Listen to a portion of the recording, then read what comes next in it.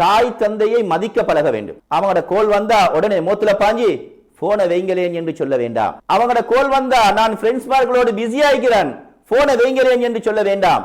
மாறாக ஆன்சர் பண்ணுங்கள். பைக்கிலே போய் கொண்டிருந்தாலும் பரவாயில்லை, பைக் ஒரு சைட்ல நிப்பாட்டி அழகாக பேசுங்கள். உனக்கு ஏதாவது பிரச்சனை வந்துட்டால் முதலில் பதறிக்கொண்டு ஓடி வருவது உன்னுடைய தாயும் தந்தையும் தான். நீ ஆக்சிடென்ட் ஆகி ரோட்டிலே விழுந்து கிடந்தால் முதலில் பதறிக்கொண்டு ஓடி வருவது உன்னுடைய தாயும் தந்தையும் தான். உன்னுடைய தாய் தந்தையுடைய ஒரு மிஸ்கோல் கூட உன்னோட போன்ல இருக்கக்கூடாது.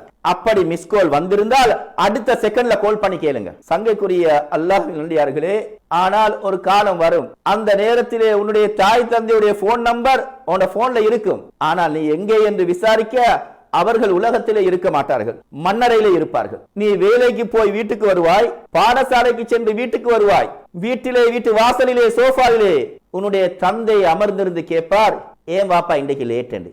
கிச்சனுக்கு போவாய், கிச்சனிலே உன்னுடைய அன்பு தாய் உனக்காக டீ ஊத்தி கொண்டு சமைத்துக் கொண்டு இருப்பா.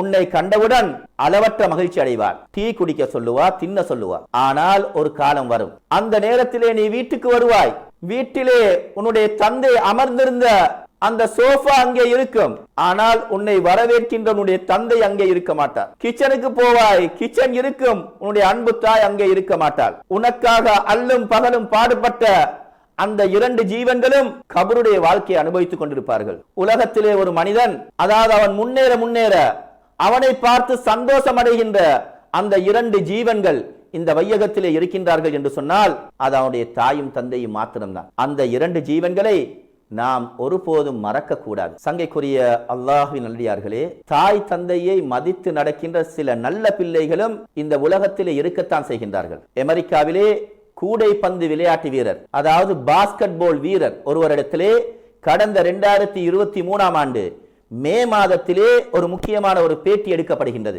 அவர் பேட்டி கொடுத்து கொண்டிருக்கும் போது அவருடைய தாயாருடைய தொலைபேசி அழைப்பு அங்கே வருகின்றது. இப்ப நாங்க என்ன செய்வோம், அதை அப்படியே கட் பண்ணி பிறகு பேசுவோம். இதை யாரும் தவறு என்று கூட சொல்ல மாட்டார்கள், காரணம் முக்கியமான மீடியா பேட்டி என்பதனால. ஆனால் அந்த வாலிபன் பேட்டி கொடுப்பதை நிறுத்திவிட்டு தன்னுடைய தாயோடு தொலைபேசியிலே சிரித்துக் கொண்டு அழகாக பேசிக் கொண்டிருப்பதை அந்த வீடியோவிலே காணக்கூடியதாக இருந்தது. ஆக இந்த சிறந்த பண்பை உலகத்துக்கு வெளிக்காட்டும் முகமாகவே அந்த வீடியோவும் சமூக வலைத்தளங்களிலே வைரலானது.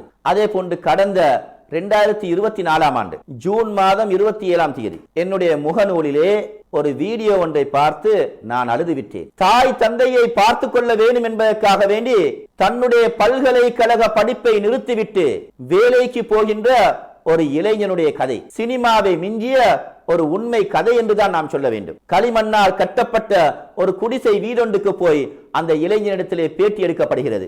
அவனிடத்தில் கேட்கப்பட்டது, நீ கேம்பஸுக்கு போகாமல் இருந்து எவ்வளவு காலம் ஆகுது? அவன் சொன்னான், நான் ஜனவரி மாதத்திலிருந்து போகவில்லை அப்படின்னு சொன்னா, சுமாரா ஒரு 5 மாதங்களாக போகவில்லை. ஏன், எதற்கு என்று கேட்டபோது அவன் சொன்ன பதில், என்னுடைய தாயும் தந்தையும் வயோதிபம் அடைந்து விட்டார்கள், தந்தைக்கு நல்லவே இயலாது, நடக்கவும் முடியாது, அவர்களுக்கு நான் மட்டும்தான், அவர்களை பார்த்து கொள்ள யாருமே இல்லை, அவர்களை பார்த்து கொள்ள வேணும் என்பதற்காகவே என்னுடைய பல்கலைக்கழக படிப்பை நிறுத்திவிட்டு நான் வேலைக்கு போகின்றேன் என்று சொன்னான். சுப்ஹான். என்ன வேலை செய்கின்றாய் என்று கேட்டபோது அந்த இளைஞன் சொன்ன பதில், நான் மேசன் வேலைக்கு செல்கின்றேன், சில நேரங்களிலே ஹோட்டல்களிலே டொய்லெட் கழுவுவதற்கும் செல்வதுண்டு, கிடைக்கின்ற வேலையை நான் செய்வேன் என்று சொன்னான். இந்த தொழில், இந்த வேலை உனக்கு பிடித்துள்ளதா என்று கேட்டபோது அவன் சொன்ன பதில், நான் இந்த தொழிலை, இந்த வேலையை சந்தோஷமாகத்தான் செய்கின்றேன், காரணம் நான் கேம்பஸிலே படித்துக் கொண்டிருந்தால் என்னுடைய தாயையும் தந்தையும் பார்க்க முடியாது, இப்போது அவர்களை பார்த்த நிலையிலே வேலைக்கு போகிறேன், வருகிறேன், அவர்களுடைய கண்காணிப்பிலேயே வளர்கின்றேன், இது எனக்கு மிகவும் சந்தோஷமாக உள்ளது. என்னுடைய முக்கிய நோக்கம் என்னுடைய தாய்க்கும் தந்தைக்கும் ஒரு வீடொன்றை கட்டி கொடுக்க வேண்டும். சுப்ஹான். தாயும் தந்தையும் வயோதிபம் அடைந்து விட்டால் முதியோர் இல்லத்திலே சேர்க்கும் பிள்ளைகள் தான் இன்று அதிகமாக இருக்கின்றார்கள். விதிவிலக்காக இப்படிப்பட்ட சிறந்த பிள்ளைகளும் இந்த வையகத்திலே வாழுகின்றார்கள் என்பதை பார்க்கும் போது மிகவும் சந்தோஷமாக உள்ளது.